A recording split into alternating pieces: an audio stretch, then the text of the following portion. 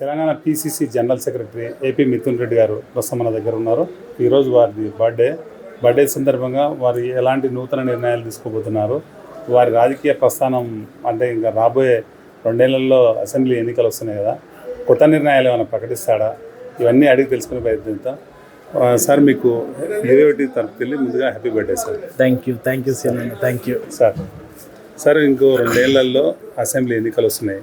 AP Mithun Kumar Reddy గారు గతంలో మహబూబ్నగర్ నుంచి బీజేపీ తరఫున ఎమ్మెల్యే పోటీ చేశారు. మెజార్టీ ఓట్లు వచ్చినాయి. వారు విజయానికి చేరువ కాలేకపోయారు. ఈసారి ఏమైనా ఆలోచన ఉందా?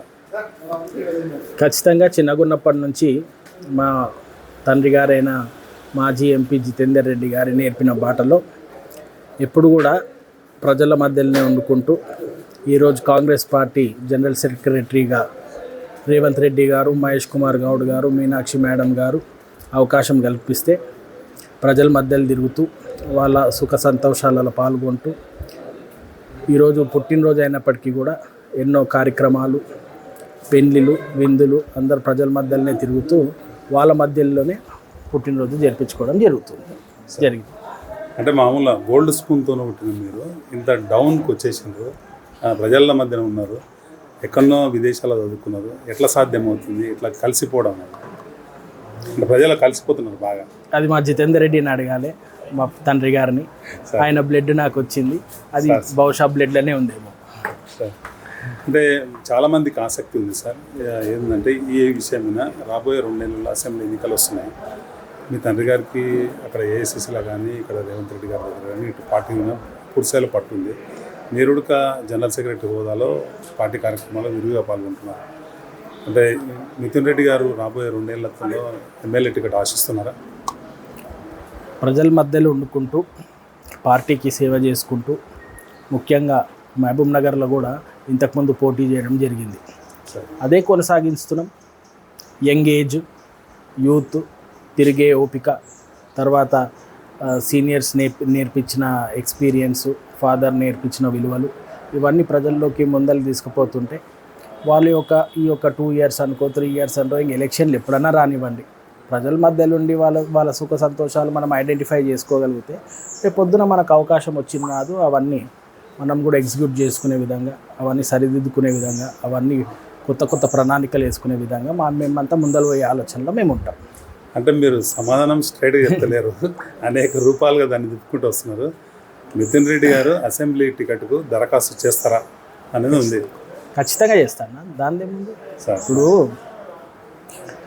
అవకాశం కల్పించాలని చెప్పి పార్టీని కోరుకుంటాం, అవకాశం ఇవ్వాలి అని చెప్పి పార్టీని కోరుకుంటాం. అదేవిధంగా ప్రజల్లో నుంచి కూడా అదే వాయిస్ వచ్చింది అనుకోండి, పార్టీ ఖచ్చితంగా కన్సిడర్ చేస్తుందని ఆలోచిస్తున్నాం. అయితే మహబూబ్నగర్ నుంచి రాబోయే రోజుల్లో ఎమ్మెల్యే టికెట్ ఆశిస్తా అంటున్నారు మీరు. మహబూబ్నగర్లో ఇప్పటివరకు మీరు గుర్తించిన ప్రధానమైన సమస్యలు ఉన్నాయి.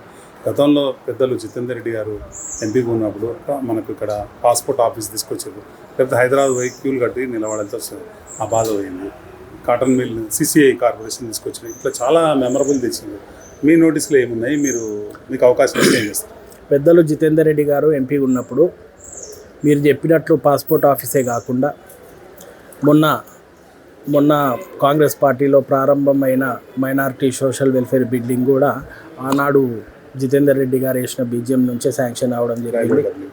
దాంతోపాటు రైల్వే డబ్లింగు, ఎన్నో ట్రైన్ సౌకర్యాలు, దాని తర్వాత ఊర్లలో street lights, solar lights, drainage lines, cotton corporation, స్కూళ్ళల్లో బెంచులు, ఆ బెంచులు కూడా మన డిస్ట్రిక్ట్ జైల్లో చేపించడం, మళ్ళీ అక్కడ డిస్ట్రిక్ట్ జైల్లో ఉన్న ఖైదీలకు ఉపాధి కల్పించడము, ఇవన్నీ మళ్ళీ ఆయన ఎంపీ ల్యాడ్స్తో ద్వారానే కాకుండా ఎన్నో సిఎస్ఆర్ ఫండ్స్ వాడి మరి, ఎన్నో కంపెనీల సిఎస్ఆర్ ఫండ్స్ వాడి మరి వాళ్ళతోటి స్పాన్సర్ చేయించుకొని మరి ఈరోజు మహబూబ్నగర్ ప్రజలకు ఎన్నో సేవా కార్యక్రమాలు చేయడం జరిగింది.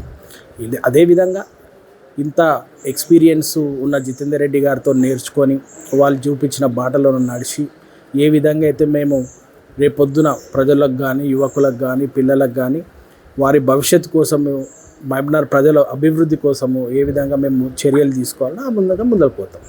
సార్, ఒకవేళ డీలిమిటేషన్ వస్తే మహబూబ్నగర్ నియోజకవర్గం 2గా అయ్యే అవకాశం ఉంది. ఈస్ట్ ఆర్ వెస్ట్, 1 or 2 ఏదో ఒక పేరు వచ్చే అవకాశం ఉంది. ఒకవేళ అటువంటిది వస్తే మీరు ఎక్కడి నుండి టికెట్ ఆశిస్తారు? ఇప్పుడు డీలిమిటేషన్ అనేది మీరు చెప్పలేము, మేము చెప్పలేము, పార్టీలు ఉన్న పెద్దలు కూడా అవకాశం ఉంది. చెప్పలేరు. సో ఉన్న సమాజంలో నడిచేది ఏంటంటే మహబూబ్నగర్ అర్బన్ రూరల్ అవుతుంది అని చెప్పి చర్చలు నడుస్తున్నాయి. దాని తర్వాత మనం కూడా ఏ విధంగా రిజర్వేషన్స్ ఉంటాయో మనం ఆలోచించాల్సిన అవసరం ఉంటుంది. సో రిజర్వేషన్స్ ఎట్లా వస్తే దాన్ని బట్టి ముందరకు పోయే ఆలోచన. సార్ బర్త్డే సందర్భంగా కొత్త నిర్ణయం ఏమైనా తీసుకున్నారా? కొత్తగా అంటే ప్రజల్లోనే ఉండడం అనేది ఫస్ట్ నుంచే ఉంది, అట్లనే ఉంటున్నాము. మరి బర్త్డే అయినా మ్యారేజ్ డే అయినా ప్రజల్లోనే ఉండి వాళ్ళకు అందుబాటులో ఉండడం అనేది మాకు ముఖ్య ఆలోచన. దాని తర్వాత చిన్న ఫ్యామిలీతోటి ఈవినింగ్స్ కానీ ఎప్పుడన్నా కానీ వాళ్ళతో టైం స్పెండ్ చేయడం జరుగుతుంది. ఇట్లా కార్యకర్తలతోనే ఈ బర్త్డే సెలబ్రేషన్ చేసుకుంటారని చాలామంది ఆశిస్తున్నారు. చాలామంది వచ్చిపోతున్నారు ఇందాక ఇంకా. మీరు వాళ్ళతో సెలబ్రేట్ చేసుకోబోతున్నారా? ఖచ్చితంగా అందరూ ఇప్పుడు మళ్ళీ 4:30కి పార్టీ ఆఫీస్లో మీటింగ్ ఉంది. అక్కడ కూడా అందరు కార్యకర్తలను కలవడం జరుగుతుంది. ఈరోజు ఇంట్లో కూడా మా ఆఫీస్ కాడికి కూడా ఎంతోమంది రావడం పోవడం జరిగింది. వారితో పాటు కూడా నా ఒక సంతోషాలని వాళ్ళ యొక్క అభిమానాన్ని స్వీకరిస్తూ వాళ్ళతో పాటు ఈ పుట్టినరోజు జరుపుకోవడం జరిగింది. Thank you sir. ఇది నితిన్ రెడ్డి గారి ఒపీనియన్. రాబోయే 2 నెలల్లో జరగబోయే అసెంబ్లీ ఎన్నికల్లో తాను ఖచ్చితంగా మహబూబ్నగర్ నుంచి కాంగ్రెస్ పార్టీ టికెట్ ఆశిస్తున్నానని ఆయన స్పష్టంగా చెబుతున్నారు. పార్టీ లైన్లో పనిచేసుకుంటూ వెళ్తున్న తనకు తప్పకుండా అవకాశం వస్తుందనే భరోసాను ఆయన వ్యక్తం చేస్తున్నారు. అదేవిధంగా పార్టీ క్యాడర్కి ఎల్లప్పుడూ అందుబాటులో ఉండి అటు ముఖ్యమంత్రి రేవంత్ రెడ్డి గారు, ఇటు తన తండ్రి జితేందర్ రెడ్డి గారి సూచనలు సలహాల మేరకు ప్రజాసేవలే ఉన్నామని, తాము మొదటి నుంచి తమ తరాల నుంచి కూడా ప్రజల మధ్యనే గడిపామని, ఎక్కడ కూడా తాము లగ్జరీ లైఫ్ అనేది మాకు సంబంధం లేదని, ప్రజల మధ్యన ఉండడమే అది పెద్ద లగ్జరీగా భావిస్తానని నితిన్ కుమార్ రెడ్డి గారు తన సింప్లిసిటీని మరోసారి చాటుకుంటున్నారు. ఇది ఇక్కడ పరిస్థితి. Thank you.